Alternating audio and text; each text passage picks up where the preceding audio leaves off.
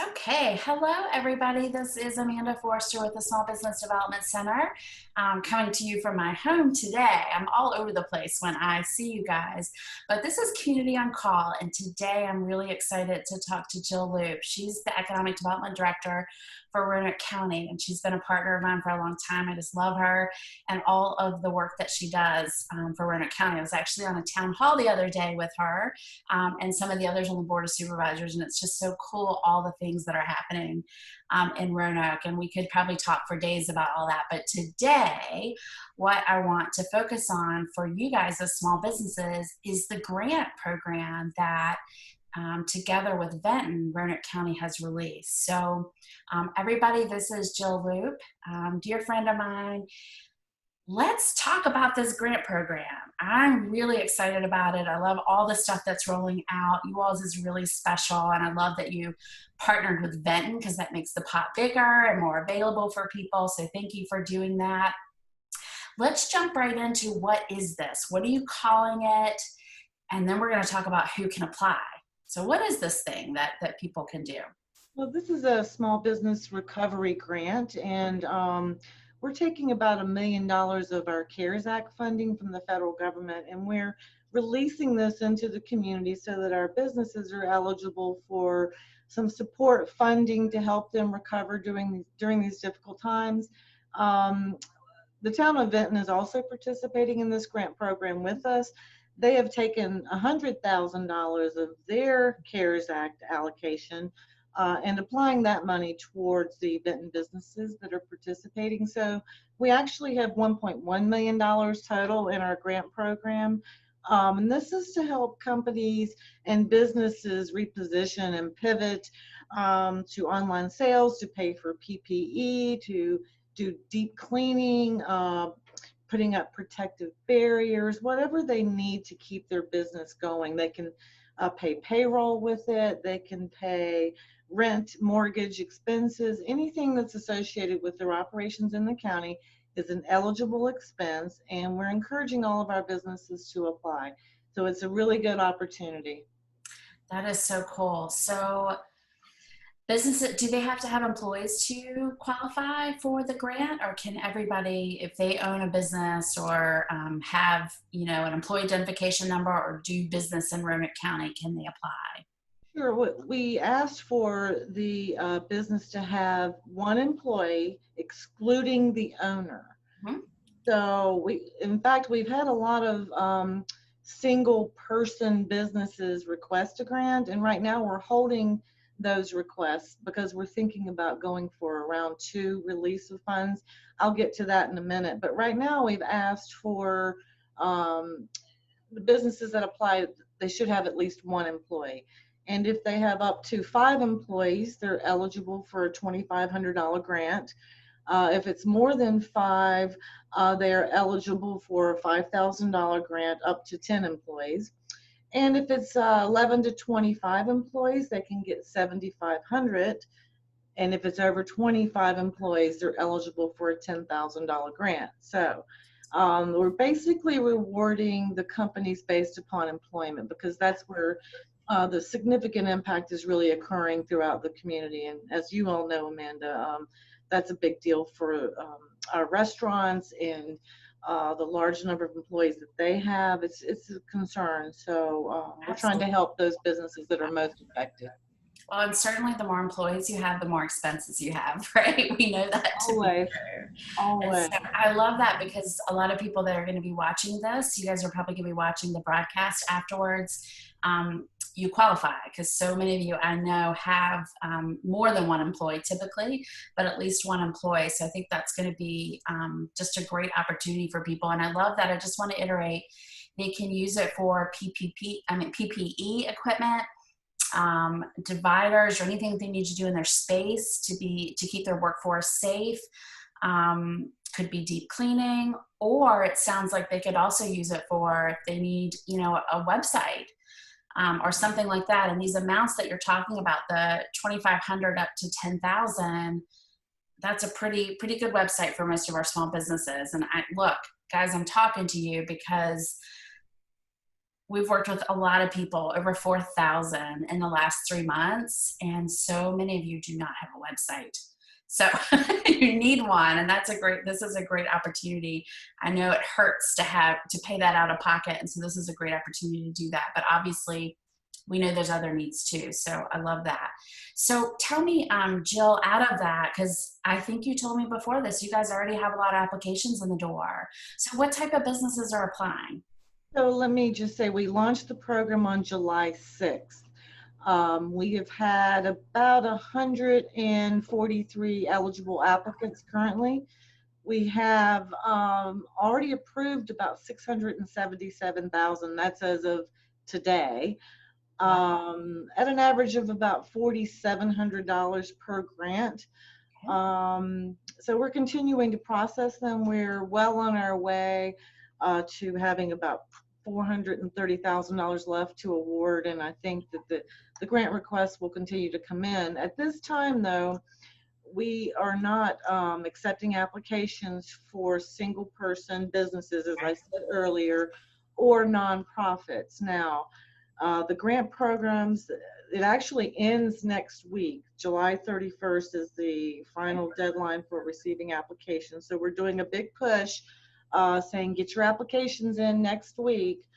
And in fact, we are hand delivering grant request forms to businesses that we know personally should apply but have not applied. And so we're really beating the pavements and getting the word out as much as we can. Now, at the end of July 31st, if we still have funds left over, we're going to have to make a decision about what we do with those funds. Do we reopen it under a different look? Do we allow single person businesses? We have a lot of home occupations in the county. In fact, it's about 40% are home occupations. A lot of consultants, that it's just them, there are no employees. So Right. we may reissue the grant program, release it again, and allow for those enterprises to be eligible under phase 2, and maybe even nonprofits the next time. So That's awesome. I know there's a lot of service-based businesses in Roanoke County where it's just a sole owner, but they have a lot of independent contractors. yeah. And while they're not paying payroll for that, and those folks also can apply for other aid, they still have like their rent expenses and all the things just as if they had all those employees. So I love that thought. But for now, if you have one or more employees, it sounds like get your application in by the 31st. Get it in. Next week. Okay, it's next Friday, right? Friday, 5 o'clock. Please get your applications in. We don't want businesses to miss a benefit that could be helpful to them under a difficult time. So we really want to encourage businesses to apply. Several companies in the county, I've got to tell you, have declined even submitting the application, saying they wanted the money to go to the businesses that really needed it the most. Sure. There were many that did that. We have such an awesome community. I love that. We do have an awesome community. In fact, it gives me cold chills just talking about it. I was like, oh, I got chills. We have a lot of really benevolent, kind, giving businesses, and it's humbling, and it means a lot to the community that they're willing to do that. We still encourage them by saying, we know you have been through difficult times too, and this is a benefit to you, so please consider it. Yeah, especially if it's an expense if it's something that they could use to help them be more resilient and sustainable in the future, right? That they wouldn't typically spend money on. That is a great thing. But I love that companies who are surviving right now are looking out for those who are not doing as well. But I also want to say, because we work a lot with finances and getting people connected to lending and grants and things like that. And we see a lot of pride out there too, where they don't want to ask for money. And so I want to speak directly to you guys right now. No shame in our game. Like, if there is money available for you right now, apply for it. It is so important. We want to see all of our small businesses survive. And I know you guys do in Roanoke County and Venton. We want to see you survive. So and not just survive, but thrive, grow your business, grow who you are and what you have to offer. This is an opportunity that's here for you. One of the more difficult challenges in this whole program, Amanda, has been the requirement of closure. And I want to make it really clear to people who are watching this that the federal government has stated in the CARES Act language that a business must have suffered closure as a result of the pandemic. We've stated that in our grant application as well, but let's be clear, the definition of closure could mean many different things to many different businesses. It may mean you've had to adjust your shifts. You've had to close a day a week. You've had to shut down 4 hours here and there. It's up to the business to define how they've closed, how they've been impacted. That should not prevent them from applying based upon that language. So I wanted to stress that. That's great to know. So it sounds like, closure could mean that they've had to limit the amount of time that they're doing business because of COVID-19. Right. And maybe they shut down a day or a week or whatever it was. That was a closure that they should define, however they had to deal with that. So apply. I always tell people, certainly we don't want to utilize resources that we shouldn't be utilizing. We want to save those for people who need them. But if there's an ounce of you that thinks or needs this money, apply, right? Like worst case scenario, they don't meet the qualifications. But I know that your application process is pretty clear and can kind of self do that as they go through it. But certainly don't want to hold anybody back from trying to apply and going through that process. Right. And at this point, like I said, we have about $400,000 left to award to the community and to the businesses that were affected. Deadline's next Friday, so get your application in. We want to get that money out the door. I love it. Exactly. And you can get to the application by going to our website at yesroanoke.com. So yesroanoke.com. And guys, I'll make sure that when we share this video and on YouTube, we'll make sure that we link to that so that you guys can click directly on it and get there. And I do know when you go there, it's super easy to find. It's right there. So you'll see it when you go and you can apply and get through. So Jill, what happens once they apply? They submit the application, what now? What we do is we have an intake process here in our office. We'll vet the applicants to make sure they meet all the requirements. They had to have been in business in the county for a year. They have to be current on their taxes as of March 1st. They have to have an active business license in the county, and they have to submit that as well as their W-9 form. So if everything checks out okay, we'll process that and approve it for payment. Several people haven't submitted all the required attachments, so or check the appropriate boxes that they need to. So what we're doing is reaching back out to these people directly, and we're asking them for clarification. And so once they clarify everything, meet all of the requirements, we process it. It goes to our finance office, and then they cut checks to people. It could take about 2 to 3 weeks in processing. At this point, it's about 2 weeks.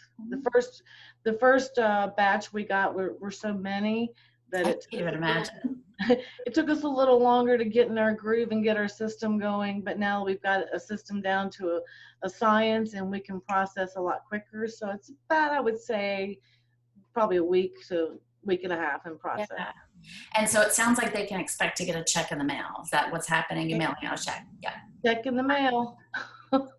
Check that mail every day. Check in the mail. I don't know about you. I usually never check the mail ever, but as of late, I'm like out there every couple days checking the mail. Right. It's communications has become more important these days. Okay, well, is there anything else that you think would be helpful for people to know about this, or that you want to share that I haven't asked? Just to stay engaged and keep in touch with us in the Office of Economic Development. Let us know you're out there. Let us know what your needs are. We're here to help. We're here to facilitate your growth in partnership with the Small Business Development Center and great partners like Amanda. So don't hesitate to call us if we can be of assistance to you. I love that. Thank you for sharing that, because one of the things that we see is people don't realize, and when I say people, small businesses. So small businesses don't realize what they need to talk to economic development about, and we try to lead them through that process. It's just super important if you have a business in Roanoke County for them to know you, right? Like it's good to have that relationship. We are still a handshake community, which I love. So it's really important to get to know your leaders and the people that are responsible for economic development. So, Jill, thank you for being live with us for this broadcast so that people can see and meet you and hear from you. And if you're in a Roanoke County business, Jill is your person. And so I know Tom works there in the office as well, and he's amazing. But this is your group. Um, we'll leave it at that, and I will see you guys next week for Community on Call. See you guys later. Thank you, Amanda. Absolutely.